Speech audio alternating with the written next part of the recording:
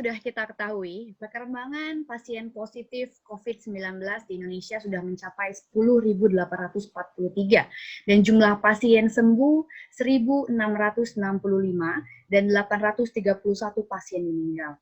Pemerintah meyakini puncak pandemi COVID-19 di Indonesia akan berlangsung pada bulan ini, yaitu bulan Mei tahun 2020. Dan pada diskusi kali ini, kita akan membahas kesiapan serta antisipasi menghadapi gelombang COVID-19 di Indonesia. Dan saya, Ike Mutiara, yang akan menjadi moderator pada diskusi daring kali ini. Dan acara ini disiarkan secara live pada YouTube channel UB TV, live stream dan special report dari UB Radio 107,5 FM dan tentunya dari website UB Radio. Dan bagi sahabat UB TV dan Sobat UB Radio juga bisa mengikuti acara ini dan bisa menyampaikan pertanyaan untuk diakomodir oleh panitia melalui kolom komentar. Dan pada kali ini saya ingin mengupdate informasi dari tim Satgas COVID-19 IKA UB, yaitu jumlah donasi yang masuk per Mei 2020 ini yaitu 844 juta rupiah dan donasi telah disalurkan sekitar 334 juta rupiah. Dan pada kesempatan kali ini saya ingin menyapa para narasumber kita yaitu Dr. Daeng M. Fakih, SHMH, selaku Ketua Ikatan Dokter Indonesia. Selamat sore Bapak Daeng. Selamat sore. Assalamualaikum. Waalaikumsalam warahmatullahi wabarakatuh. Terima kasih Pak atas partisipasinya. Baik. Dan narasumber kedua kita yaitu Dr. Sri Andarini, MKes, selaku Direktur Rumah Sakit Universitas Brawijaya. Selamat sore Ibu Sri Andarini. Selamat sore Mbak Ike. Bagaimana kabarnya? Assalamualaikum. Alhamdulillahirrahmanirrahim. Waalaikumsalam warahmatullahi wabarakatuh. Selamat sore sahabat UB TV dan juga Sobat UB Radio yang ada di Indonesia. Terima kasih Ibu atas partisipasinya. Dan saya sapa juga Dr. Wisnu Barlianto, MSI Med SP AK, selaku Dekan Fakultas Kedokteran Universitas Brawijaya. Selamat sore Bapak Dekan, Bapak Wisnu. Selamat sore Mbak Ike. Assalamualaikum warahmatullahi wabarakatuh. Waalaikumsalam warahmatullahi wabarakatuh. Bagaimana kabarnya Pak? Alhamdulillah baik semua. Oke. Terima kasih untuk tiga narasumber kita yang akan memaparkan materi mereka pada hari ini. Dan saya ucapkan juga terima kasih untuk seluruh donatur yang berpartisipasi dan teman-teman semua yang telah mengikuti diskusi daring pada kali ini. Langsung saja kita mulai untuk mempersingkat waktu. Pemaparan materi pertama dari Bapak Daeng M. Fakih. Silakan Bapak Daeng, waktu dan tempatnya dipersilahkan. Baik, terima kasih moderator, terima kasih para pendengar, para sahabat UB TV, para sahabat UB Radio, dan kawan-kawan yang langsung mengikuti di Zoom meeting ini. Salam juga untuk para pembicara yang lain, dosen saya itu Dr. Andarini, sekaligus sebagai Direktur RSUB, dan Bapak Dekan Dr. Wisnu. Saya mungkin karena ini 15 menit, ya kawan-kawan mungkin tentang virus ini sudah banyak yang paham ya. Awalnya zoonosis, kemudian ditularkan dari manusia ke manusia. Ya, virus ini kemudian menularnya lewat droplet ya yang diketahui pertama, kemudian lewat sentuhan tangan yang terkontaminasi. Tapi kabar terakhir ya WHO sedikit merevisi ada airborne aerosol yang bisa menularkan ya. Ditengarai bahwa virus ini bisa bertahan di udara bisa sampai 3 jam atau lebih ya. Jadi makanya kemudian pencegahan juga sedikit berubah dari yang pertama yang sakit saja memakai masker supaya tidak menulari. Kemudian sesering cuci tangan dan tangan tidak boleh menyentuh daerah muka. Nah, sekarang karena ditengarai ada aerosol airborne penularannya, kemudian yang sehat juga disarankan memakai masker. Ya, yang kedua, informasi penanganan masih belum terlalu berubah karena memang obat yang spesifik belum ditemukan betul. Beberapa ada yang merekomendasikan, misalnya FDA ya Amerika, US FDA itu sudah merekomendasi pemakaian remdesivir, sebuah antivirus, tapi itu pun bukan sebagai drug of choice ya, atau obat utama, obat pilihan bagi virus corona ini. Kemudian juga ada kabar tentang terapi plasma konvalesen yang sampai sekarang masih baik di Amerika maupun di Indonesia masih dilakukan penelitian. Terakhir kabar dari Italia, penggunaan antiagulan ya yang mungkin di Indonesia masih didiskusikan dan dikaji. Yang perlu kita cermati sebenarnya bagaimana sih menghadapi wabah virus ini yang sudah pandemik supaya cepat selesai ya, rantai penularannya cepat diputus dan masyarakat hidup normal. Paling penting itu. Dari segi kesehatan masyarakat sebenarnya ada prinsip yang mudah kita pahami ya, 3 prinsip. Prinsip yang pertama sumbernya diputus. Ya, sumbernya diputus. Ya, kita tahu sumbernya di Wuhan. Mungkin di Indonesia sudah tidak relevan lagi untuk dilakukan. Yang kedua, orang yang terinfeksi, orang yang sakit ya, terinfeksi, baik yang bergejala maupun yang tidak bergejala ya. Orang yang sakit yang terinfeksi itu bisa bergejala ya dan memerlukan perawatan, itu hanya 20% yang seperti itu. Tetapi ada orang yang terinfeksi yang tidak memerlukan perawatan, itu jumlahnya 80%, dan malah ada 43% yang sama sekali tidak mengeluarkan gejala, yang namanya orang tanpa gejala atau OTG. Laporan di Indonesia, orang yang dalam pemantauan ODP itu sudah di atas 200.000. Kemudian orang yang pasien dalam pengawasan itu sudah mendekati 20.000. Positif tadi sudah dikatakan di atas 10.000 ya. Kemudian yang diperiksa sampai sekarang kawan-kawan ini hanya berjumlah sekitar 60 sampai 70.000. Jadi kalau ditambahkan jumlah ODP ya dan jumlah PDP itu sudah hampir atau sama dengan hampir 250 orang ya. Padahal yang terperiksa masih 60. Jadi ada gap yang belum terperiksa. Nah, ini yang strategi kedua harus dilakukan. Apa strategi kedua itu yang harus dilakukan? Orang yang terinfeksi ini yang lebih dari 200 ya, hampir mendekati 250.000 orang, penjumlahan dari ODP dan PDP ini harus segera ditemukan ya. Karena kalau tidak ditemukan, maka yang terinfeksi ini akan berpotensi menularkan ke yang lain. Ya. Jadi yang sakit ini, yang terinfeksi ya, saya katakan sakit itu karena terinfeksi, dia keluar gejala maupun tidak keluar gejala. Ini harus cepat ditemukan. Dengan cepat ditemukan, maka cepat dilakukan lokalisir ya. Kalau tidak ditemukan, maka tidak akan terlokalisir dengan baik. Kalau tidak terlokalisir, maka orang yang sakit ini akan terus menjadi penyebar infeksi. Ya. Jadi strategi yang kedua ini, kalau di medis itu ada namanya siklus testing, ya, kemudian tracing, isolasi dan treatment. Jadi TTIT, testing, tracing, isolasi dan treatment. Ini siklus yang harus dilakukan terus-menerus. Barangkali berapa kali putaran orang yang target yang harus ditemukan, ya, yang sakit atau yang terinfeksi ini akan ditemukan dan dilakukan lokalisir dengan isolasi dan treatment. Kata kuncinya dalam penanganan kasus ini adalah pada testing. Ya. Testing ini sekarang lagi didorong oleh gugus tugas, ya, untuk dilakukan secara luas, secara massal dan secara cepat. Sudah lebih dari 500.000 reagen minggu kemarin sudah disebarkan ke beberapa daerah untuk melakukan testing. Kenapa testing ini menjadi kunci dalam strategi 2 dalam penanganan kasus ini? Karena dengan dilakukan testing, maka kasus akan ditemukan semua. Kalau ditemukan semua, maka yang ditemukan itu segera dilakukan isolasi.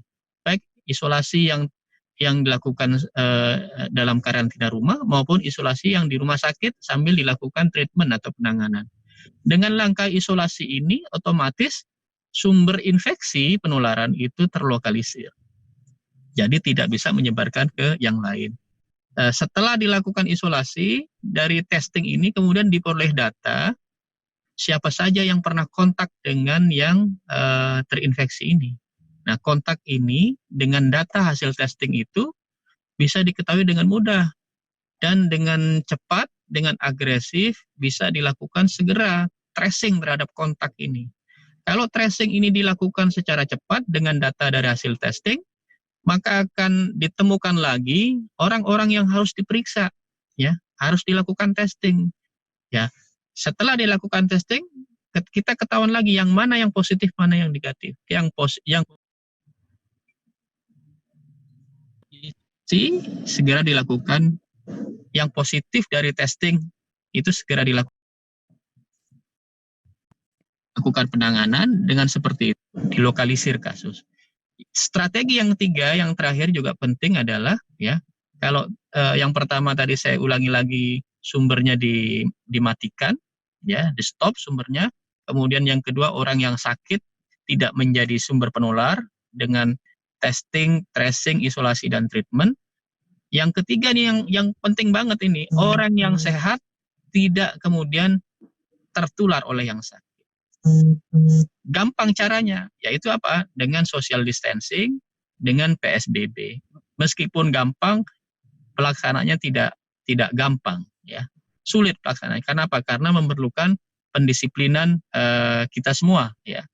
Kalau kita disiplin bareng-bareng, ya, melakukan PSBB yang baik, ya, melakukan social distancing yang baik, maka kita yang sehat ini tidak akan tertular oleh yang sakit. Jadi saya sekali lagi, sederhana sebenarnya strateginya, sumbernya dimatikan, ya, atau ditutup sumbernya, kemudian yang sudah terjangkit atau terinfeksi atau sakit itu tidak menularkan ke yang lain dengan testing, tracing, isolasi, dan treatment. Yang ketiga, orang yang sehat jangan sampai ketularan yang sakit dengan langkah social distancing dan PSBB.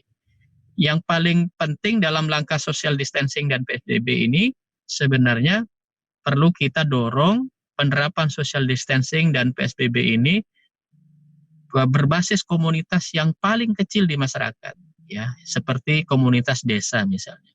Karena kalau komunitas luas itu secara koordinasi dan pengawasannya mungkin lebih luas dan lebih complicated. Tetapi kalau kita menerapkan social distancing dan PSBB ini berbasis komunitas terkecil seperti desa, serentak semua desa dengan satu komando, maka pelaksanaan PSBB, pelaksanaan social distancing itu akan lebih mudah dan lebih efektif. Ini yang kita harapkan. Semua masyarakat, semua aparat di tingkat desa ini membantu PSBB dan social distancing. Insya Allah orang-orang yang sehat itu, ya, di level terbawah, ya, itu tidak gampang tertular. Kalau dua strategi ini, kalau strategi yang nomor 1 itu sudah tidak relevan di Indonesia, strategi yang nomor 2, orang yang sakit tidak menulari, ya, dengan tadi testing, tracing, isolasi, dan treatment itu tidak menulari. Kemudian dengan strategi PSBB, ya, social distancing yang berbasis komunitas terkecil di masyarakat atau berbasis desa itu didorong dilakukan supaya orang yang sehat tidak tertular oleh yang sakit.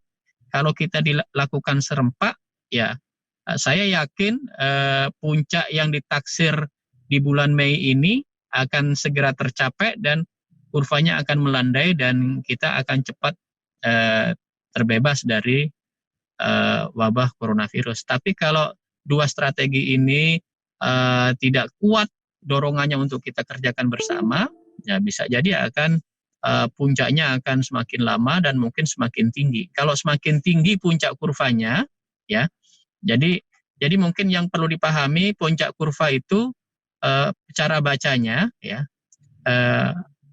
level 0 misalnya level 0 sampai 100 gitu ya. Sampai puncaknya sampai level mana itu. Nah, yang perlu diketahui adalah kapasitas pelayanan kesehatan itu ada di level tertentu. Bukan level maksimal paling atas pelayanan kesehatan. Pelayanan kesehatan kita terbatas, misalnya di level 5.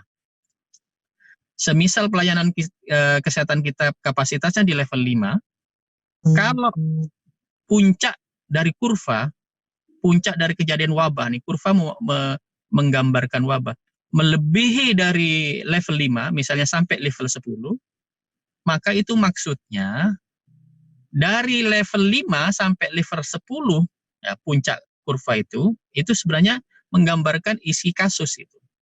Kasus itu tidak akan tertangani oleh kapasitas pelayanan kita. Yang tertangani adalah level 0 sampai level 5. Karena apa? Kapasitas pelayanan kita ada di level 5. Kalau itu terjadi, maka banyak masyarakat kita yang jatuh sakit dan tidak bisa tertangani dengan baik ya, karena keterbatasan fasilitas kesehatan kita. Nah, itu yang harus dicegah. Nah, kita cegahnya dengan 2 strategi yang saya jelaskan tadi. Dia harus dilakukan dengan baik dan istilah saya dengan agresif. Mungkin itu yang dapat saya sampaikan. Nanti saya rasa Bapak Dekan dan Dr. Andarini sebagai Direktur Rumah Sakit UB banyak pengalaman di lapangan yang berharga untuk kita dengarkan bersama. Demikian, Assalamualaikum warahmatullahi wabarakatuh. Waalaikumsalam warahmatullahi wabarakatuh. Terima kasih Bapak Daeng atas pemaparan materinya. Terima kasih Pak. Ya, terima kasih. Langsung saja kita menanggapi pernyataan dari Bapak Daeng. Untuk Ibu Dr. Andarini, bagaimana menurut Anda atas tanggapan Bapak Daeng tadi menanggapi permasalahan puncak pandemi COVID-19 di Indonesia? Ya, saya kira betul yang dikatakan Dr. Daeng, terutama yang saya highlight adalah bagaimana kesiapan dari rumah sakit atau pelayanan kesehatan yang ada di Indonesia itu dalam menghadapi puncak dari pandemi COVID-19 ini. Jadi memang betul kalau itu sampai melebihi 5, 10 gitu aja sudah tidak mencukupi fasilitas kesehatan ini. Ya. Mungkin saya bisa memaparkan sedikit tentang rumah sakit RSUB atau bagaimana, Mbak? Boleh Bu, silakan. Kalau ada PPT-nya boleh di-share. Ya. Sambil kita juga ingin tahu nih bagaimana sumber daya medis di sana dan rumah sakit dalam menanggapi penderita COVID di Malang Raya. Situasinya seperti apa dan keadaannya di sana? Iya. Iya. Ini mungkin kalau tak kenal maka tak sayang ya. Jadi saya akan sedikit memaparkan tentang profil dari RSUB ya. Jadi RSUB ini adalah rumah sakit miliknya UB yang mana ini ada di bawah Kemendikbud yang dulu Kemendikbud dan ini baru beroperasional 3 tahun yang lalu dan kami sudah mendapatkan akreditasi paripurna ya. Nah, ini adalah visi kami adalah menjadikan rumah sakit yang memiliki kualitas yang bagus ya untuk pendidikan, pelayanan kesehatan yang berkualitas dan bertaraf internasional. Misi kami ini saya kira banyak sekali ya. Jadi melaksanakan pendidikan dan pelatihan ya yang visioner, inovatif dan berakhlak mulia dan juga menyelenggarakan pelayanan kesehatan yang bermutu dan terjangkau untuk keselamatan pasien dan kepuasan dari pelanggan. Dan tak lupa juga RSUB juga menyelenggarakan penelitian kesehatan dan menyelenggarakan kegiatan manajemen rumah sakit. Ya, itu yang misi kami. Ya. Nah, kami ada di bawah rektor, ya, di bawah badan pengelola usaha. Rektor itu punya banyak usaha, ya, antara lain adalah badan usaha kesehatan, yaitu rumah sakit RSUB, kemudian rumah sakit gigi dan mulut, kemudian rumah sakit hewan, klinik UB, dan apotek. Ya. Nah, ini adalah milestone kami masih ada di sini. RSUB merupakan rumah sakit pendidikan menuju tipe B dan insya Allah akan menjadi rumah sakit mandiri karena saat ini kami masih banyak dibantu oleh universitas ya, dan ke depan kami juga ingin menjadi rumah sakit pendidikan yang unggul dan bertaraf internasional. Pelayanan yang kami berikan di sini standar sesuai dengan Permenkes nomor 30 tahun 2019, yaitu pelayanan umum, pelayanan medik dasar, pelayanan medik gigi, pelayanan KIA-KB, dan kami juga melayani gawat darurat 24 jam, kemudian pelayanan medik spesialis, yaitu penyakit dalam, kesehatan anak, bedah, obstetri, dan ginekologi, serta ada pelayanan medik spesialis yang lain, yaitu anestesi, spesialis mata, saraf, jantung, dan pembuluh darah, kedokteran jiwa, paru-paru, emergency medicine, THT, dan ortopedik.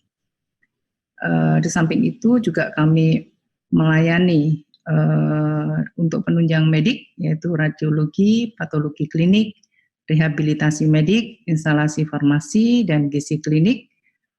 Juga ada pelayanan spesialis gigi, yaitu konservasi gigi anak. Nah, ini adalah unggulan RSUB, ada 7 ya. Ada cardiovascular center, kemudian kidney center yang sekarang sedang dibangun, yaitu kita sedang membangun hemodialisa untuk cuci darah. Kemudian emergency center itu kita sedang membangun ambulan bay. Kemudian pain center saat ini kami mendapatkan hibah. Tahun ini juga akan kita bangun. Kemudian infertility center, cancer, dan tak lupa riset, karena kami adalah rumah sakit pendidikan, mau tidak mau risetnya juga harus maju di sini. Nah, ini adalah bor kami 43, dan ini adalah kunjungan polirawat kami. Alhamdulillah dari tahun ke tahun meningkat. Pada tahun 2019 ini meningkat dengan tajam. Jadi banyak sekali pasien yang ke sana untuk rawat jalan. Rawat inap pun juga, tetapi tidak setajam rawat jalan. Ya. Kami bekerja sama dengan BPJS. Nah, SDM kami ada 46 dokter spesialis, 10 dokter umum, 66 perawat, dan 23 bidan. Bagaimana kesiapan RSUB untuk menghadapi COVID-19 ini? Berangkat dari surat keputusan dari Menteri Kesehatan nomor 01/07/2020 yang mana menunjuk RSUB menjadi laboratorium pemeriksa COVID-19 dijadikan sebagai rujukan nasional. Nah, tadinya terus terang aja kami bingung, waduh, ini harus menyiapkan dengan baik ya. Padahal kami saat ini masih rumah sakit tipe C, tapi alhamdulillah dengan bantuan dari Dirjen Dikbud, ya, kemudian juga dari UB, jadi support dari Pak Rektor dan juga dari Pak Dekan, alhamdulillah kami sudah siap atau siap untuk melaksanakan ini. Nah, yang kedua juga ada surat edaran dari Kemenkes terkait dengan jejaring pelayanan COVID bagi rumah sakit pendidikan. Jadi kami juga menerima pasien untuk COVID, tetapi tidak menerima rujukan. Jadi di situ pelayanan COVID-19 non rujukan itu penyakit infeksi emerging. Nah ini, jadi kami ditunjuk menjadi laboratorium ke-33 dari 48 laboratorium yang ada di Indonesia oleh Balitbangkes sebagai laboratorium rujukan nasional. Nah, ini adalah alat-alat yang sudah kami siapkan. Insya Allah kami siap running karena ini semua sudah diuji fungsi dan memang hanya tinggal satu tadi sudah datang, yaitu real-time PCR dari Jerman, dan alhamdulillah ini besok insya Allah sudah disetting dan kita uji coba, dan insya Allah Senin depannya tanggal 11 kita bisa running untuk memeriksa swab. Ya. Jadi ini biosafety kabinet kelas 2A2 juga sudah datang.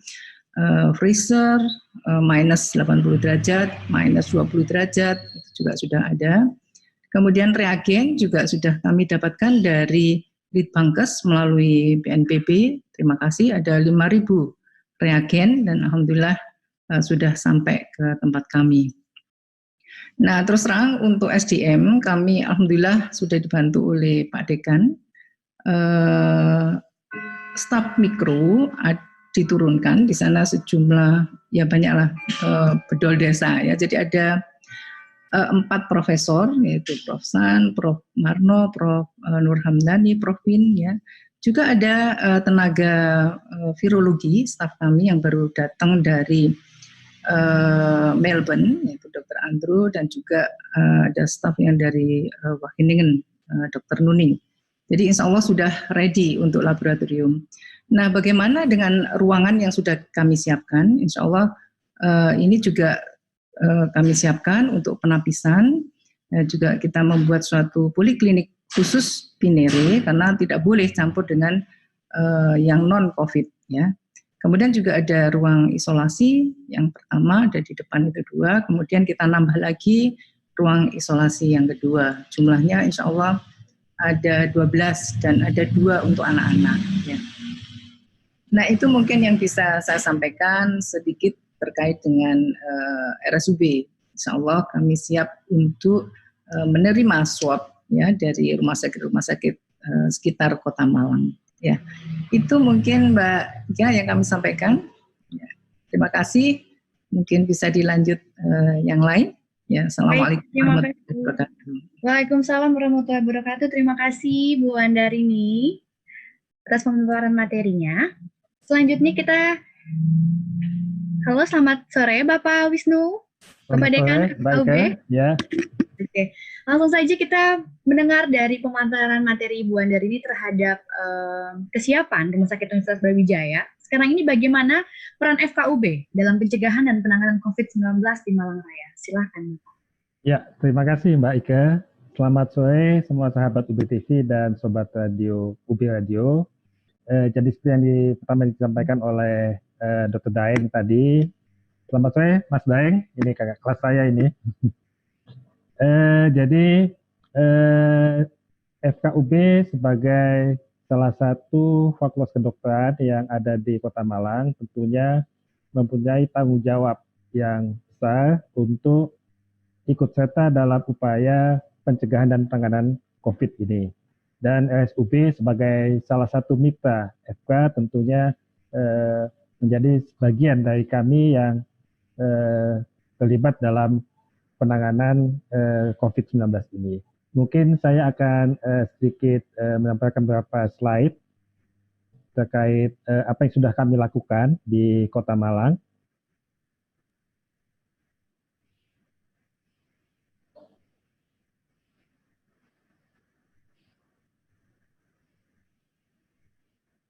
Jadi seperti kita ketahui bahwa kasus pertama terkonfirmasi COVID-19 itu tanggal 2 Maret 2020.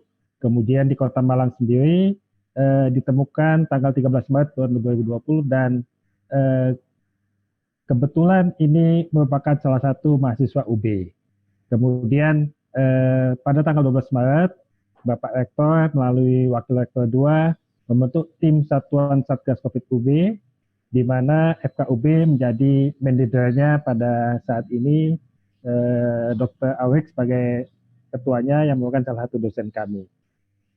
Seperti yang dikatakan oleh tadi Dr. Daeng bahwa upaya tracing itu sangat penting sekali karena untuk mencegah penularan yang terus berlanjut. Jadi kalau kita lihat pasien-pasien yang di rumah sakit itu sebenarnya hanyalah bagian kecil atau bagian hilirnya. Yang penting adalah kita melakukan upaya pencegahan di hulunya. Jadi upaya pencegahan ini kami lakukan dengan surveillance. Jadi kita melakukan active close contact tracing. Ini sudah kami lakukan pertama pada lingkup Sivitas Akademika UB, di mana pada saat itu memang kebetulan salah satu mahasiswa kami yang memang positif COVID-19. Jadi ini ada beberapa contoh kasus tracing yang sudah kami lakukan di tingkat Sivitas, baik mahasiswa maupun dosen. Jadi misalnya, dari kasus pertama, ini kita lakukan tracing kontak pada 16 mahasiswa dan 2 dosen. Kemudian pada kasus-kasus berikutnya, serta beberapa kasus yang lain. tujuan daripada surveillance ini adalah untuk melakukan mitigasi risiko infeksi COVID-19 pada spesies UB. Kami mulai melakukan pada tanggal 15 Maret melakukan self assessment. Jadi kami melakukan screening, kami lakukan secara online dengan beberapa isian, dan alhamdulillah respon daripada situs akademika sangat bagus sekali. Ada sejumlah 40.523 data mahasiswa dan 4.977 dosen dan tendik yang bisa masuk. Melalui dari situ kami bisa melakukan tindak lanjut. Ada berapa yang kami lakukan follow up, baik melalui hotline tracing, dan ini betul-betul memang perlu diapresiasi teman-teman di hotline center yang sudah bekerja full. Jadi hampir 24 jam mereka bekerja. Ini adalah salah satu formulir penapisan COVID-19 yang sudah kami lakukan, khususnya untuk Sivitas Akademika UB. Kemudian alur penapisannya seperti ini. Jadi ada berapa yang kami ke follow up, ada yang memang harus dirujuk, dan sebagainya. Kemudian pada tanggal 6 April kami melakukan self-assessment fase kedua. Ini kami lengkapi dengan mapping lokasi Sivitas. Jadi di dalam Satgas COVID UB ini, selain EVA, ada juga partisipasi dari teman-teman fakultas yang lain, dari MIPA, dari teknik, dan sebagainya, sehingga kami bisa menghasilkan suatu aplikasi yang bisa mapping lokasi Sivitas. Jadi kami bisa memetakan di mana posisi Sivitas. Kalau kita lihat di sini, ternyata memang Sivitas Akademika UB itu sudah ada di mana-mana. Jadi Universitas Brawijaya sebagai salah satu universitas yang sudah mendunia. Jadi bukan cuma di Indonesia, tapi juga ada di luar negeri. Ini kita lihat ada beberapa mahasiswa yang ada di Malaysia dan sebagainya. Kemudian beberapa yang kami lakukan juga, kami lakukan pendampingan koas Fakultas Kedokteran Hewan UB yang dipulangkan dari Jakarta. Jadi pada saat pertengahan akhir Maret, ada beberapa mahasiswa kedokteran hewan yang masih melakukan koas di Jakarta dan Bogor, dan karena pandemi terus berlanjut, maka ini kami pulangkan. Dan pada waktu pulang itu tidak langsung pulang, tapi kami lakukan isolasi dan karantina di Goya UB. Dan ini semua didampingi oleh Satgas COVID UB. Begitu juga dengan mahasiswa-mahasiswa FK yang dari Malaysia, karena ada kebijakan dari Kedubes Malaysia untuk memulangkan semua mahasiswanya, maka pada akhir Maret kami memulangkan juga mahasiswa Malaysia, kami dampingi dan kami antar sampai di Bandara Juanda. Kemudian dalam aspek kuratif atau penata laksanaan, penanganan kasus COVID ini memang di Kota Malang itu masih terpusat di Rumah Sakit Dr. Saiful Anwar Malang, yang merupakan Rumah Sakit Pendidikan Utama FKUB. Di sana tentunya semua dosen yang ada di Rumah Sakit Dr. Saiful Anwar Malang, dosen kami, dan juga peserta program pendidikan dokter spesialis menjadi garda terdepan dalam pelayanan dan penanganan kasus-kasus COVID-19 di SSA. Kami mempunyai kurang lebih 208 mahasiswa pendidikan dokter spesialis yang langsung terlibat di garda depan dalam penanganan COVID ini. Selain itu, RSUB juga sudah disiapkan untuk menjadi rumah sakit rujukan penanganan, dan kami juga siap membantu khususnya dalam SDM-nya. Kemudian yang ini juga yang sangat penting dalam usaha diagnostik atau testing. Terima kasih Dr. Andreini yang sudah memfasilitasi untuk menjadikan RSUB sebagai tempat diagnostik, dan kami sudah bekerjasama dengan RSUB menyiapkan laboratorium biosafety level 2 untuk pemeriksaan RT-PCR SARS-CoV atau COVID ini, di mana kami menurunkan semua staf-staf yang ada di mikrobiologi dan juga beberapa laboratorium yang ada di UB, dari lab biosains, dari lab LSIH untuk membantu diagnostik tes ini. Kemudian untuk logistik kami juga concern juga ke situ. Jadi kami juga membantu dalam pemenuhan beberapa desinfektan, hand sanitizer, di mana ini melakukan kerjasama dengan beberapa fakultas, ada farmasi, MIPA, kemudian teknologi pertanian dan pertanian sendiri. Dan untuk logistik ini kami sudah melakukan distribusi ke beberapa fasilitas kesehatan baik di UB, RSSA, RSUB, dan beberapa puskesmas di Kabupaten Malang. Ini adalah beberapa gambaran tempat produksi hand sanitizer dan cairan desinfeksi. Kemudian APD juga kami distribusikan, pertama untuk fasilitas kesehatan di SSA, untuk mahasiswa program pendidikan spesialis yang turun langsung untuk menangani COVID, dan juga bantuan makanan suplemen juga kita berikan. Ini adalah gambaran kegiatan distribusi logistik. Dan salah satu hal yang juga penting yang kami concern adalah promosi kesehatan, di mana promosi kesehatan merupakan hal yang krusial dalam pencegahan penyebaran virus corona. Kami melakukan melalui berbagai media informasi dalam bentuk infografis, telewicara, dan bentuk lain. Dan tim ini gabungan dari semua komponen dosen di FKUB, didukung oleh mahasiswa dari BEM UB dan dari berbagai fakultas. Ini salah satu acara di UB TV yang menampilkan salah satu staf kami, Dr. Aditya Sristioko, SPP, dalam topik COVID-19. Kemudian ini ada beberapa flyer atau poster yang sudah kami sebarkan terkait cuci tangan, physical distancing, penggunaan masker, kebersihan lingkungan, dan desinfeksi.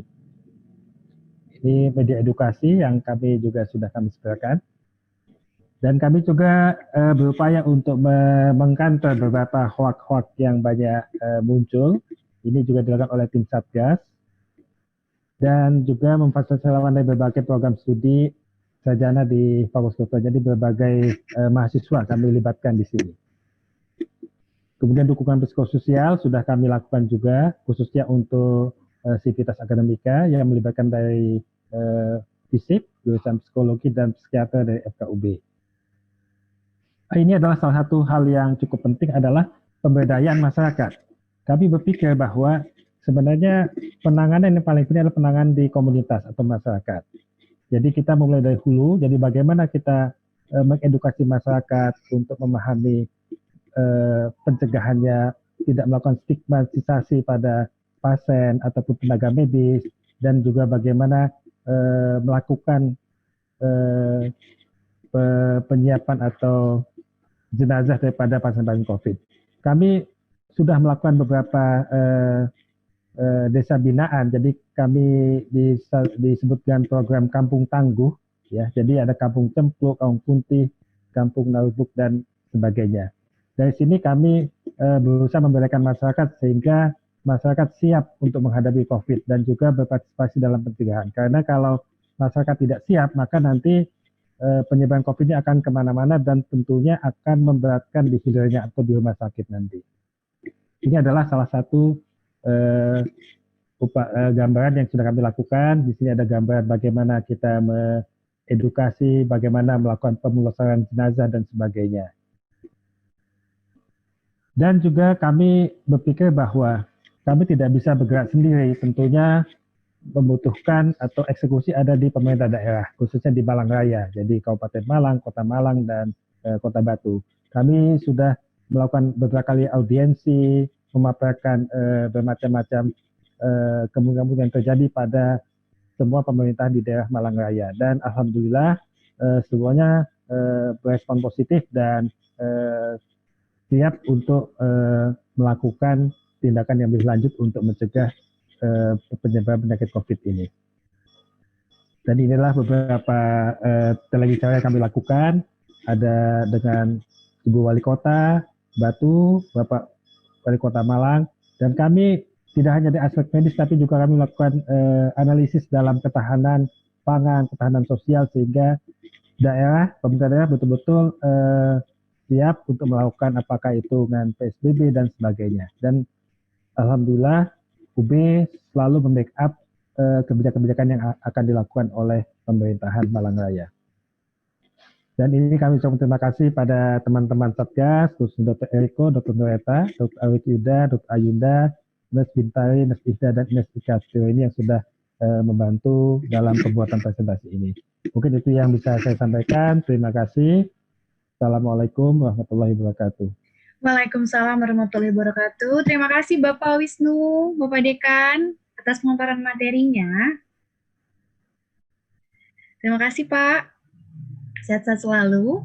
Nah, saat ini kita akan memasuki sesi tanya jawab. Tentunya teman-teman semua, sahabat UB TV, sobat UB Radio, bisa memberikan pertanyaan. Dan saat ini sudah ada kartu pertanyaan yang akan saya sebutkan, yaitu dari Diniasa Dinia Sari Dewi. Karena alat tes lab swab sudah siap di Rumah Sakit UB, apakah RSUB hanya menerima tes kasus COVID di area Malang saja atau dari daerah-daerah lain yang di-cover? Jika jumlah kasus yang harus dites meningkat, bagaimana kesiapan tenaga lab RSUB? Karena masalah kita salah satunya adalah lamanya hasil tes keluar sehingga penanganan juga lambat dan berimbas ke masalah lain. Oke, langsung saja mungkin Ibu Dokter bisa menanggapi pertanyaan dari Dinia. Silakan Ibu. Ya, baik. Terima kasih atas pertanyaannya Mbak Dinia Sari Dewi. Ya, RSUB menangani tidak hanya di sekitar Malang, ya, bisa misalkan dari Blitar, dari Tulungagung, Trenggalek, mungkin di wilayah selatan, ya.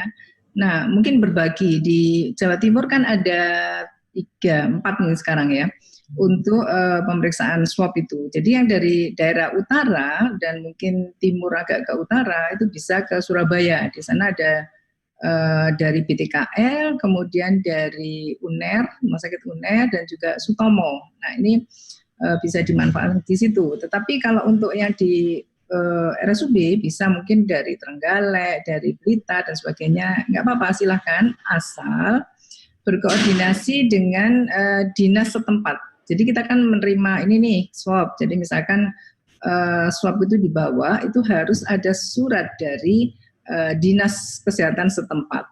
Ya, jadi kita akan menerima itu semua.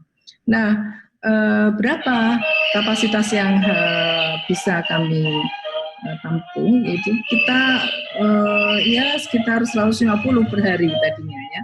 Jadi kalau toh ini kan semua tergantung dari alat yang ada ya, karena real time PCR-nya cuma 1, kemudian sentrifugenya juga microsentrifugenya juga cuma 1 ya. Nanti kalau makin banyak ya juga kita akan mungkin pinjam di bioscience atau di mana di sekitar UB itu ada alat-alat yang mungkin bisa mensupport kami kalau itu. Dan juga reagen, ini jangan sampai kurang yang dari pusat, Dokter Daeng, mungkin mohon nanti kalau ini sudah running well ya dan banyak yang masuk ke RSUB ya, mohon reagennya ini juga difasilitasi untuk itu bisa kami terima dengan waktu yang tepat. Nah, itu Mbak ya, jadi bisa untuk tempat-tempat di luar Malang bisa diperiksakan di RSUB. Itu ya Mbak ya. Oke, terima kasih Ibu Dokter. Ya. Mungkin dari Bapak Dekan ada tanggapan dari pertanyaan tersebut? Silakan Bapak. Ya, jadi memang itu koordinasi gugus tugas di pusat untuk daerah Jawa Timur itu memang bentar ya Bapak Dekan. Oh, silakan. Ya, silakan. Dokter Daeng, diteruskan Dokter Daeng. Oke. Jadi yang disampaikan itu adalah di daerah Malang. Mudah-mudahan yang Malang segera menyusul selain RSUB, RSSA lagi diajukan. Di Surabaya juga ada. Kira-kira reagen yang disebarkan itu ke daerah Jawa Timur itu sekitar 50.000 reagen. Mudah-mudahan bisa mengcover se-Jawa Timur. Jadi itu bukan hanya untuk daerah Malang dan Surabaya, tapi untuk mengcover Jawa Timur. Mungkin itu informasi seperti yang disampaikan Dokter Andarini tadi. Terima kasih Bapak Daeng. Hati-hati di jalan Bapak.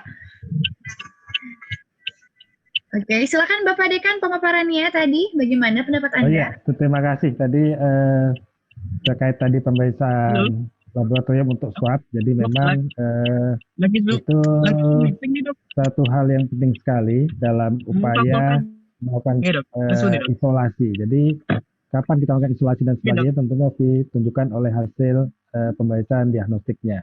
Dan insya Allah nanti setelah RSUB sudah tersedia untuk pemeriksaan swab, maka akan lebih meningkatkan upaya surveillance, tracing, dan juga akan memudahkan kita kapan kita harus mengisolasi, kapan harus memulangkan pasien, dan sebagainya. Mungkin Dokter Andra ini bisa menjelaskan Dok, beberapa skema nanti dalam pemeriksaan ada tiga jenis ya, apakah dari tempat lain atau monggo silakan Dokter Andra ini. Silakan Dokter Andra ini. Ya, jadi memang ada beberapa hal yang perlu kita jelaskan nanti. Mungkin misalkan ada dari puskesmas yang sudah terindikasi PDP misalkan ya, itu di swab di puskesmas itu bisa swabnya itu bisa masuk ke sana, atau dari tempat-tempat yang memang misalkan pasiennya itu terindikasi PDP, nah nanti bisa juga di swab ke RSUB. Jadi begitu. Tetapi untuk yang rujukan itu semuanya harus melalui kepala dinas setempat. Ya, itu memang sudah aturannya, pakemnya seperti itu. Ya. Dan ini insya Allah enggak ditarik biaya untuk tes swab ini. Ya. Oke. Tadi ada pertanyaan itu, masih ada waktu Mbak. Jadi ini ada pertanyaan, apakah berapa lama bisa diberikan hasilnya? Ya, ya insya Allah. Ya kalau cepat, kalau awal-awal cepat dan tidak terlalu loadnya tidak terlalu tinggi, 1 hari sebetulnya bisa pagi sampai sore. Tetapi biasanya besoknya lah baru bisa kita lihat hasilnya. Ya. Tuh. Baik. Kemudian. Baik. Saya bisa lagi pertanyaan-pertanyaan yang lain ya Bu ya. Oke. Sudah Ibu? Ini satu mungkin dari Bapak Sugeng ya. Apakah tes PCR ini harus dilakukan di pusat saja? Sebab ada salah satu pasien di Lamongan kok lama sekali hasilnya keluar sehingga akan menambah waktu karantina.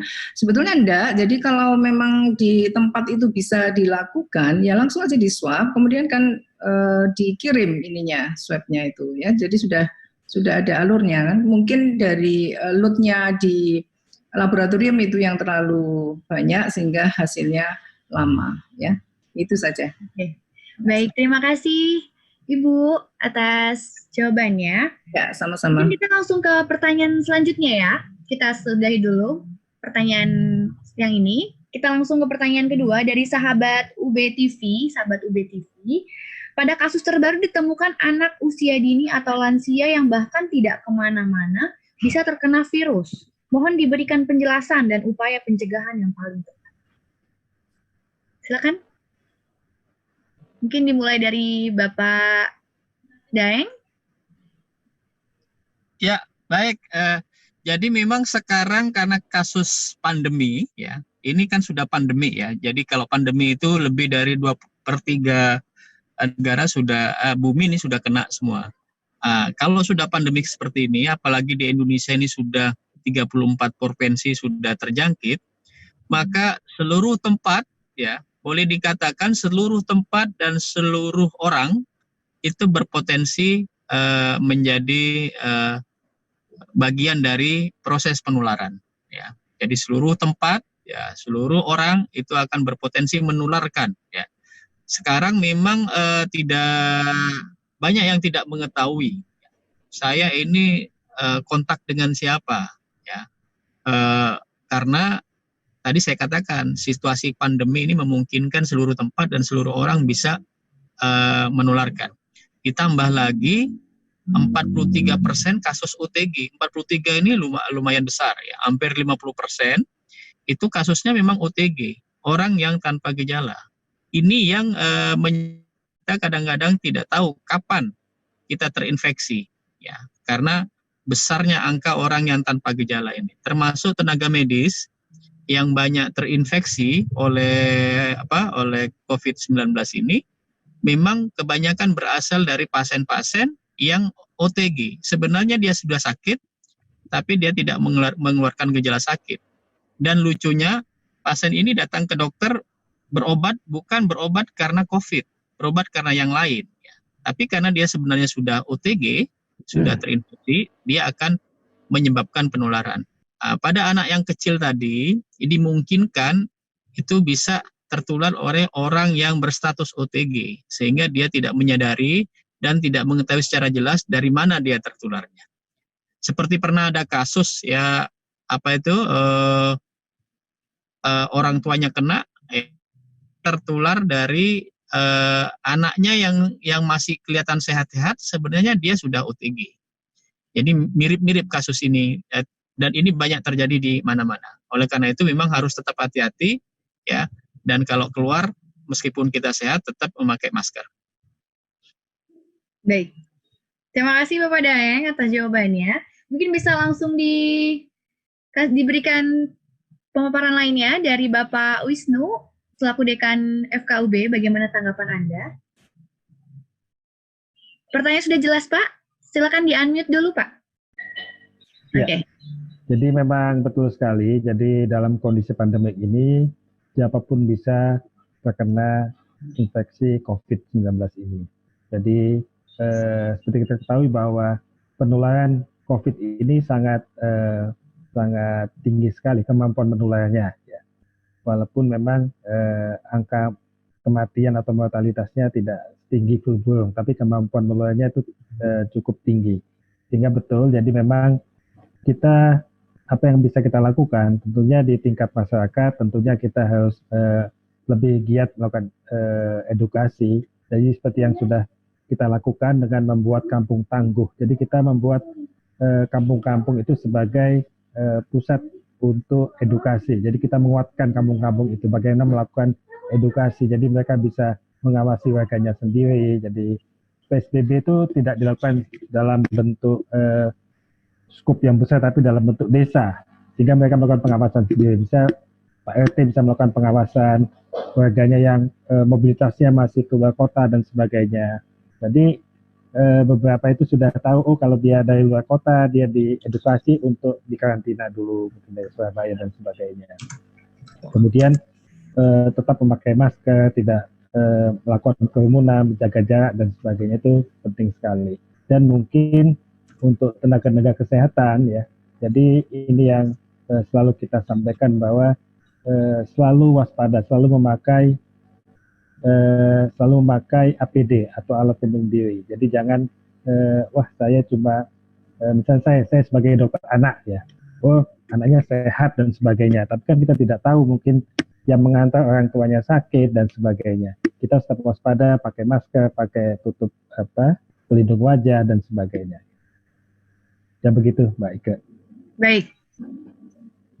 Terima kasih, Pak Dekan. Mungkin ada tanggapan dari Ibu Andarini.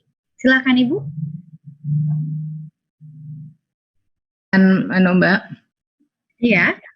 Tanggapan dari kedua narasumber kita tadi, apa Ibu udah memberikan tanggapan juga? Ya, saya kira betul. Jadi kita harus melakukan langkah-langkah untuk pencegahan ini, tidak hanya kuratifnya aja yang diutamakan, tetapi juga preventifnya. Di mana preventifnya ini mulai dari kita menggerakkan masyarakat untuk ikut berperan ya di situ bersama-sama ya, juga dengan perangkat desa untuk melakukan local distancing, kemudian physical distancing, kemudian untuk memberikan suatu pendidikan atau penyuluhan ya melalui PKK dan sebagainya. Jadi harus bekerja sama, bergerak bersama-sama untuk menanggulangi pandemi COVID-19. Itu mungkin Mbak. Ya, terima kasih Bu. Dan terima kasih untuk ketiga narasumber kita. Sekarang kita lanjut untuk teman-teman, sahabat UB TV, sahabat UB Radio, dan audiens yang ada di sini yang ingin bertanya secara langsung bisa melakukan klik raise hand di aplikasi Zoom ini. Silahkan yang ingin bertanya langsung. Atau saya ajukan pertanyaan lain, karena di sini sudah banyak yang bertanya. Kita kasih kesempatan untuk teman-teman yang ingin, audiens yang ingin melakukan pertanyaan pada langsung, silahkan. Oke, langsung saja kita pertanyaan selanjutnya ya, Pak, Bu, mengenai ventilator atau prototipe yang kemarin sempat diberitakan sudah dibuat oleh tim dosen mahasiswa Teknik Elektro Universitas Brawijaya, yang diliput oleh Kompas, apakah akan ditindaklanjuti produksinya agar dapat digunakan penanganan COVID-19 di Malang? Silahkan, Bapak Wisnu. Adekan komentar. Ya, terima kasih, Mbak. Jadi memang ventilator merupakan salah satu kebutuhan yang dibutuhkan oleh pasien-pasien COVID-19, khususnya pasien-pasien yang mengalami gangguan nafas. Jadi pada pasien seperti ini, kalau kita lihat jumlah ventilator yang ada di Kota Malang itu kalau kita tidak melakukan upaya pencegahan maka akan overload, tidak mungkin teratasi. Oleh karena itu salah satu upaya adalah melakukan inovasi teknologi tepat guna untuk membuat ventilator. Hanya memang untuk pembuatan alat kesehatan ini tidak semudah itu langsung dipakai. Jadi ada namanya Health Technology Assessment ya. Jadi ada HTA yang akan menguji kelayakan ventilator ini. Biasanya akan melibatkan dari Kemenkes apakah ventilator ini sudah siap untuk diproduksi atau diedarkan. Itu yang mungkin masih dalam proses seperti itu. Kalau sudah dilakukan uji kelayakan dan memang sudah layak, mungkin bisa dilakukan untuk produksinya. Begitu Mbak Ike. Baik, terima kasih Bapak Dekan. Tanggapannya Ibu Dokter Andarini, silakan. Ya, terima kasih. Ya, memang ventilator ini kalau produksi luar itu mahal sekali ya. Jadi tidak semua rumah sakit itu cukup ventilatornya.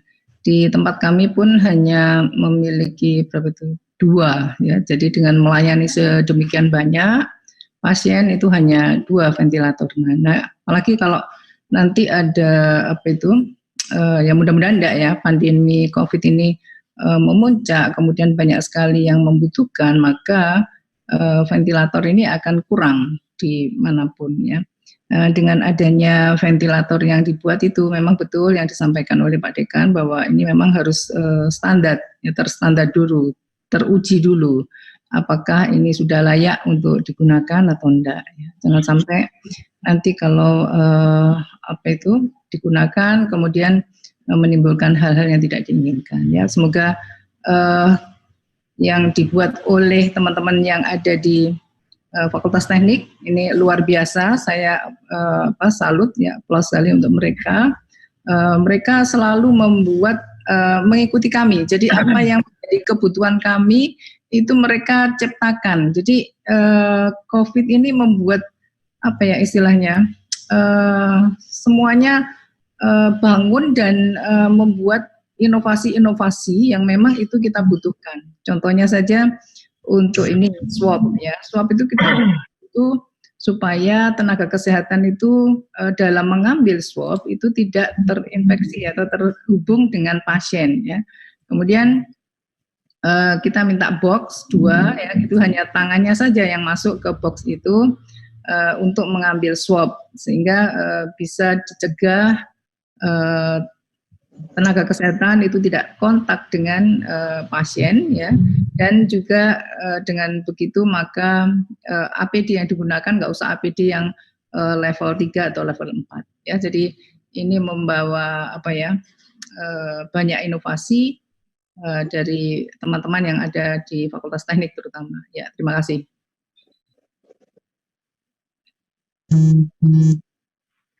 Terima kasih Bu Dokter atas jawabannya.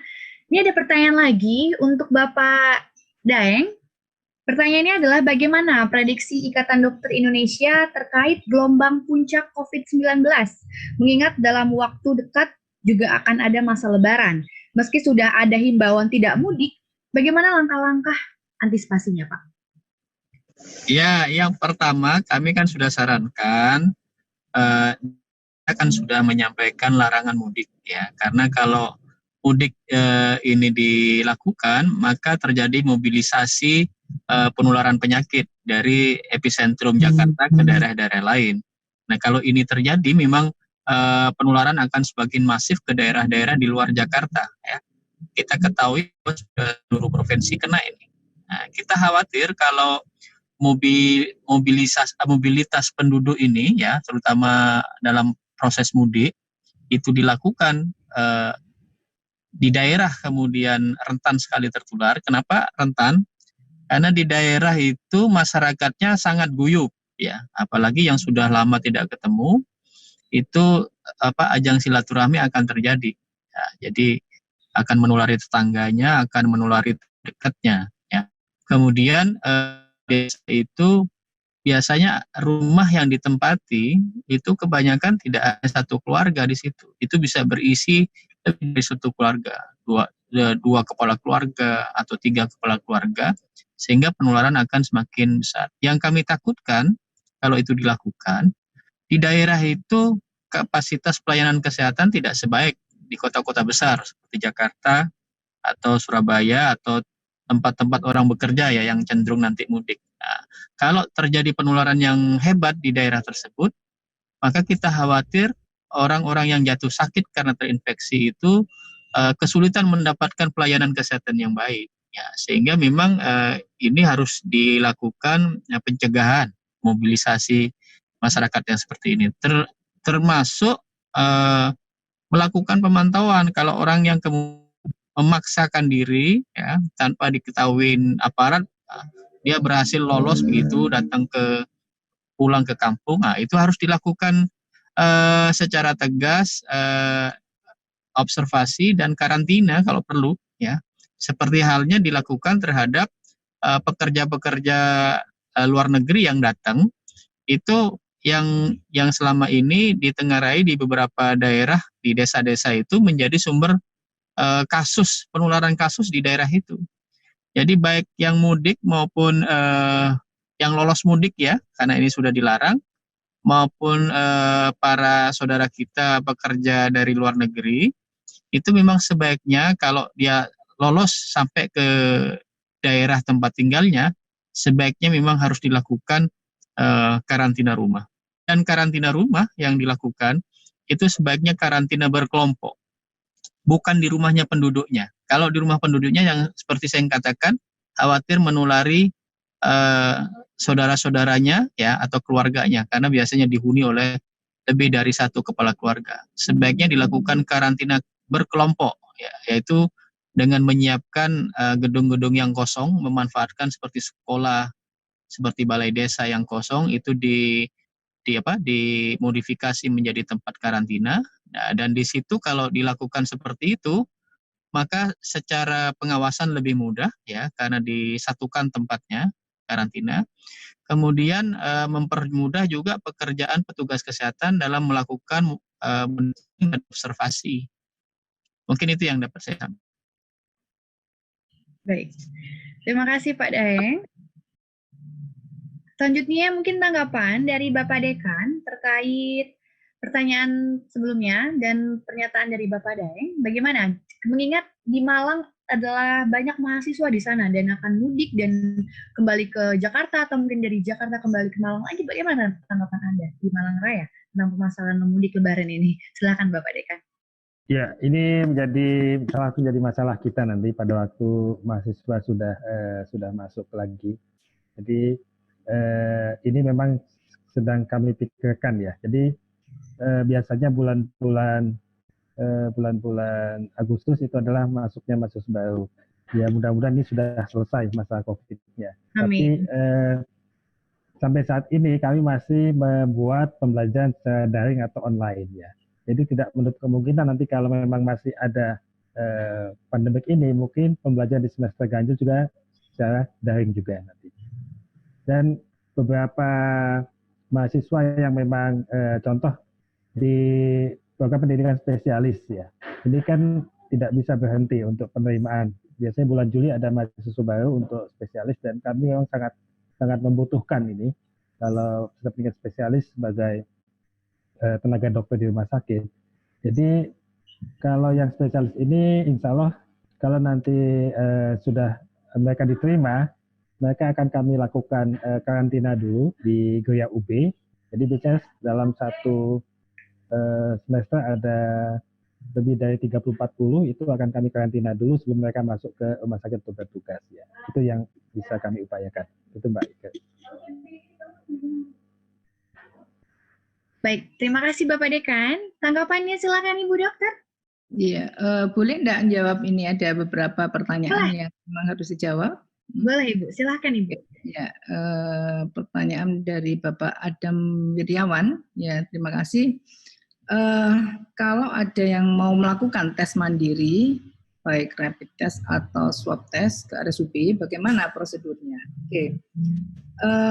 Terus terang saat ini kami mematuhi surat edaran yang diberikan oleh Kemenkes bahwa untuk uji ini terutama yang PCR ya, itu kita hanya melayani sementara ini ya dalam tanda petik pasien-pasien yang telah direkomended atau mendapat rujukan dari rumah sakit atau dari puskesmas setempat yang itu memang ada indikasi COVID sementara ini. Ya, jadi kalau untuk mandiri itu pun toh walaupun sudah ada rujukan dari puskesmas, tetapi itu harus juga ada koordinasi dengan dinas kesehatan setempat. Jadi misalkan dari Wlingi gitu ya. Nah, itu tidak semata-mata dia langsung membawa swabnya itu ke RSUB, tetapi harus seizin atau ada izin dari dinas kesehatan yang ada di Wlingi. Jadi ada surat pengantarnya. Itu yang saat ini menjadi arahan dari Kemenkes. Jadi semua kita mengikuti alur itu dulu, Pak Adam. Ya, terima kasih. Oke, terima kasih, Dr. Sri Andarini. Ya. Terima kasih, Dokter. Kita ucapkan selamat datang untuk Ketua IKA UB, Profesor Ahmad Erani. Selamat datang, Bapak. Oh ya, terima kasih. Ya. Oke, kita lagi sesi tanya jawab ya, Pak ya. Oke. Oke, ini ada pertanyaan lagi.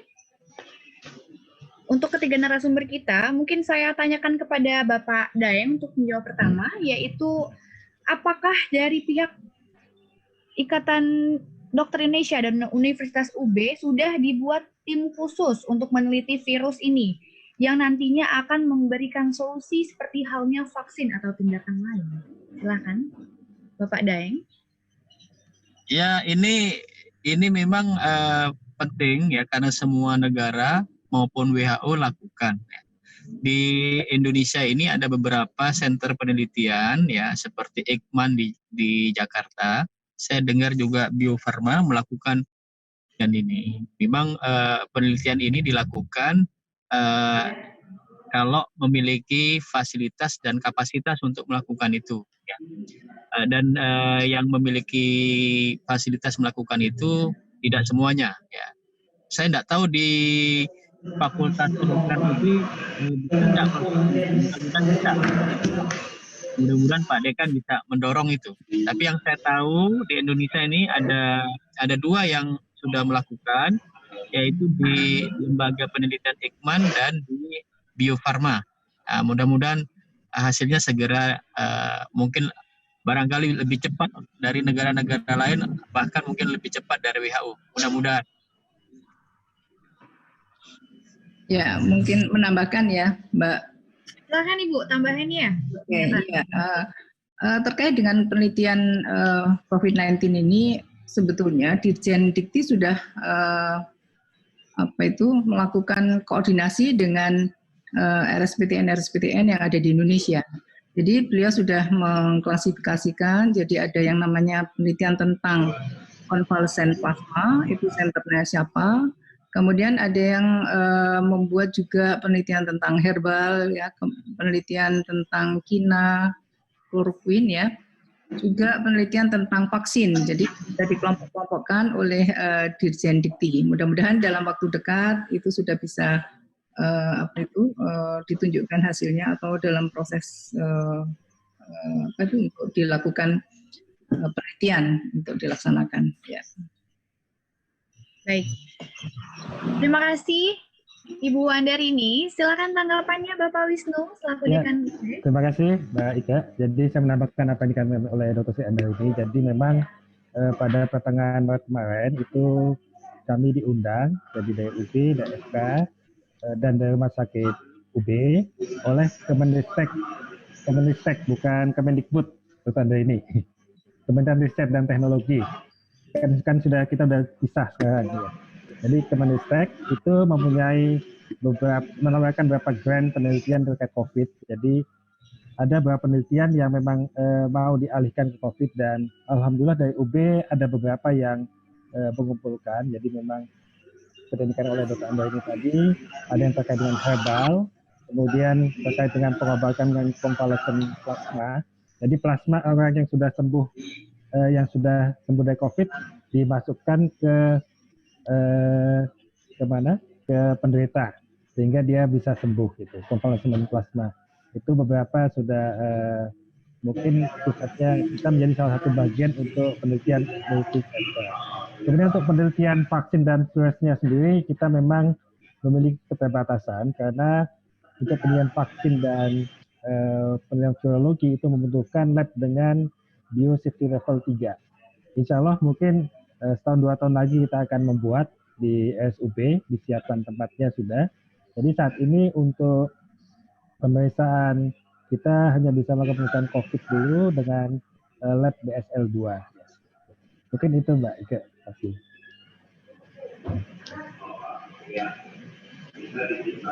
Baik, terima kasih Bapak Dekan atas pemaparannya dan terima kasih juga untuk Ibu Andarini selaku Direktur Rumah Sakit UB dan Bapak Daeng selaku Ketua Ikatan Dokter Indonesia.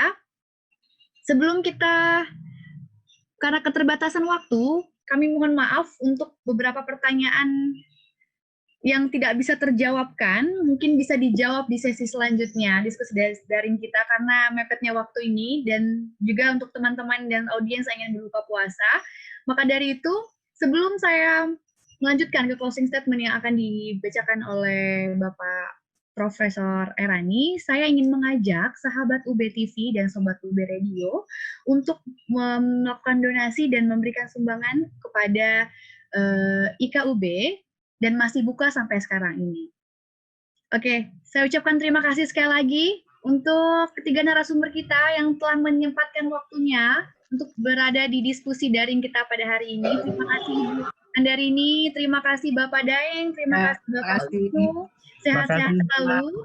Ya, Terima kasih Mbak Ike. Ya, selamat sore. Langsung saja kita ke closing statement. Itu silakan Profesor Erani waktunya. Terima kasih ke Bismillahirrahmanirrahim. Assalamualaikum warahmatullahi wabarakatuh. Salam. Selamat sore, salam sejahtera buat kita semuanya. Saya itu sebenarnya sudah agak minder untuk memasang video saya karena rambutnya udah panjang, nggak potong-potong ini.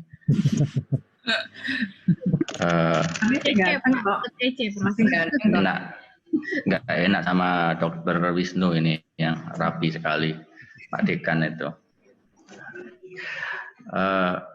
Yang pertama kami dari IKUB mengucapkan terima kasih sekali kepada para narasumber pada kesempatan diskusi daring sore hari ini.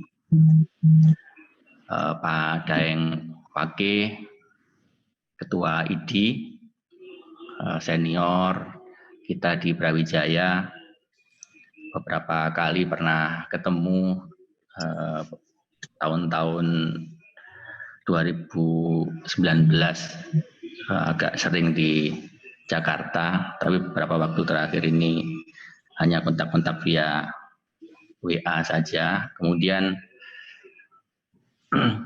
Pak Dekan, Pak Wisnu, Dr. Wisnu, terima kasih juga yang selama ini banyak sekali membantu kegiatan-kegiatan di IKA, terutama menggerakkan kegiatan di IKA FKUB.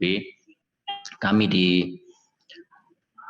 IKUB berupaya semaksimal mungkin juga untuk bisa berkontribusi walaupun tidak banyak untuk membantu masyarakat maupun rumah sakit khususnya yang ada di Malang Raya. Terima kasih Dr. Wisnu, Pak Dekan. Kemudian kami juga mengucapkan terima kasih kepada Direktur Rumah Sakit Universitas Brawijaya, Bu Sri Andarini, Dr. Sri Andarini, yang sudah bisa membagi pengetahuannya tentang situasi medis di Kota Malang maupun juga situasi di rumah sakit di Kota Malang pada diskusi pada sore hari ini. Saya lihat juga ada beberapa partisipan yang saya kenal baik dan sudah menjadi langganan peserta pada diskusi IKUB ini. Ada Pak Adam, ada Pak Herman, ada Bu Erni, dan yang lain yang nggak bisa saya sebutkan satu persatu. Ada Pak Sugeng juga kalau tidak salah ya, serta yang lain. Saya mengucapkan terima kasih sekali. Mudah-mudahan acara ini bisa mempererat tali silaturahmi di samping menambah pengetahuan kita semua. Bapak Ibu sekalian, saya kira setelah kita mengadakan beberapa seri diskusi daring ini, manfaat yang kita rasakan adalah betapa terbatasnya pengetahuan yang kita miliki dan samudera ilmu yang luar biasa diberikan oleh para narasumber, sehingga rasanya diskusi-diskusi semacam ini bermanfaat bagi khalayak. Sebetulnya bukan hanya buat alumni, tapi bagi siapapun, dan mungkin pada saatnya nanti kalau situasi memungkinkan itu bisa dibuka untuk khalayak yang lebih luas, bukan cuma alumni Brawijaya. Itu karena saya merasakan secara pribadi begitu bermanfaatnya ilmu pengetahuan yang diberikan oleh para narasumber tadi itu. Untuk topik-topik berikutnya kita nanti juga akan terus mencari dan menerima usulan siapa saja materi-materi dari alumni maupun topik-topik yang bagus yang sekiranya bisa kita bagi bersama bagi kita semua. Ini yang bisa kita lakukan dari IKUB untuk memfasilitasi pengetahuan yang kita miliki dari para alumni untuk dibagikan kepada khalayak. Saya kira ini yang bisa saya sampaikan sambil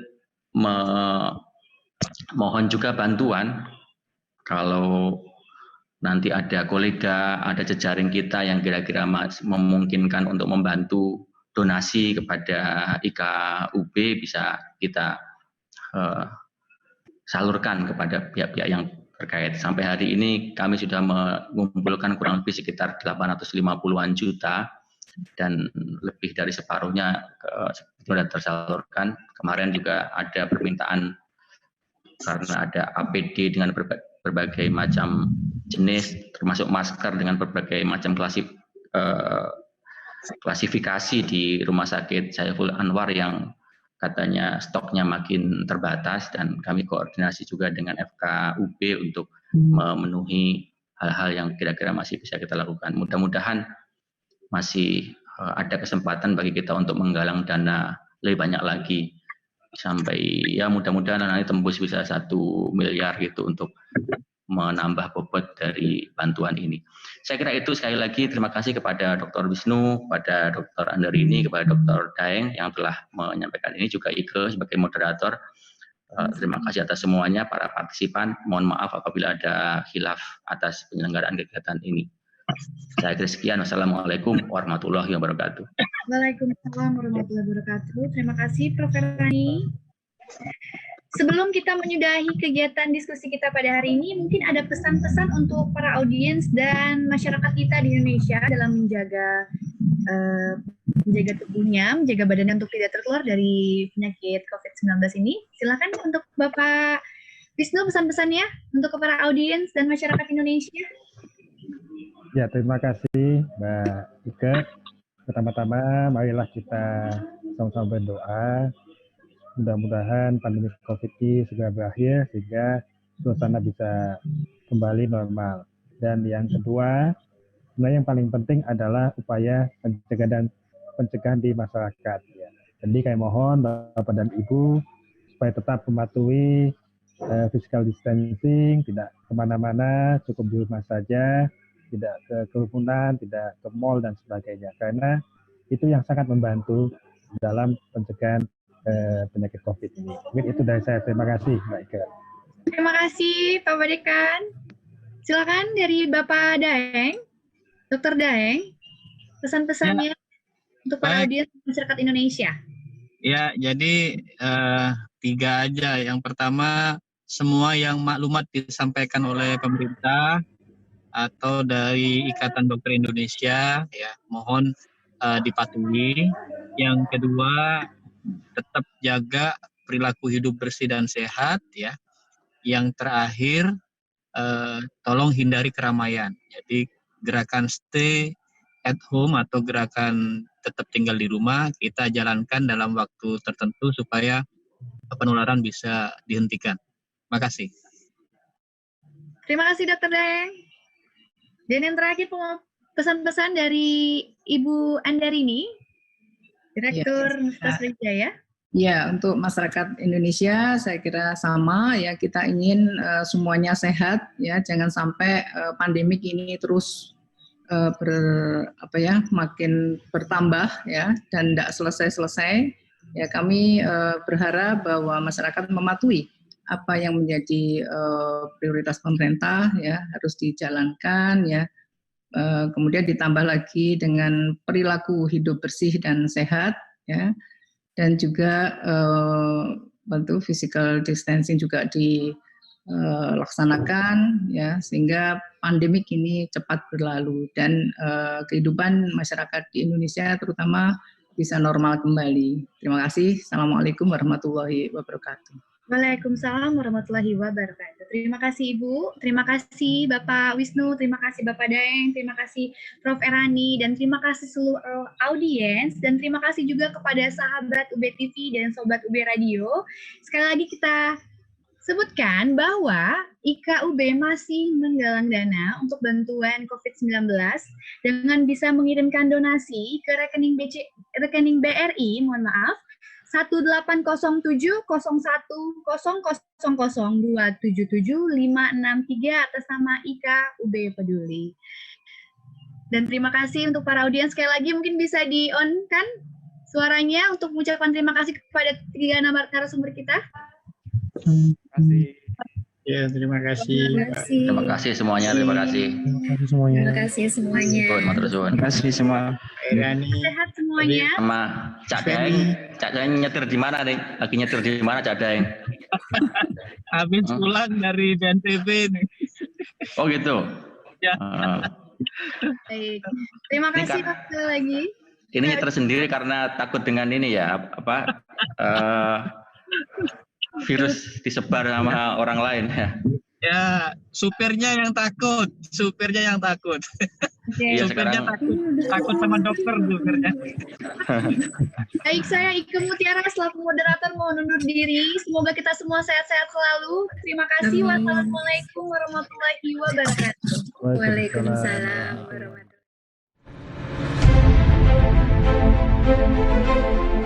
wabarakatuh.